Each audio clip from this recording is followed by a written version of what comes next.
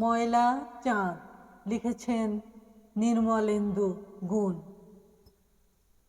মা বলতেন সব কিছুতেই দৃষ্টি থাকা ভালো, ফর্সা কিংবা কালো, দু চোখ দিয়ে বিশ্ব দেখে নে, সব কিছুতেই ঔৎসুক্য আর দৃষ্টি থাকা ভালো।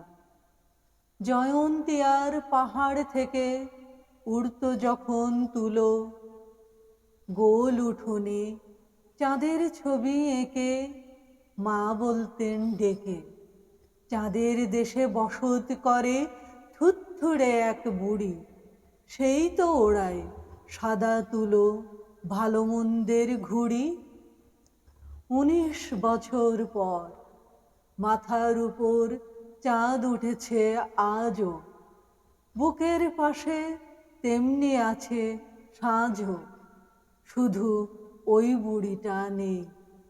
সাদা তুলা উড়ছে না আর, মার দেহ উঁয়ের পাহাড়, এখন ময়লা চাঁদে ফর্সা মতো বাস করে এক ছুঁড়ি।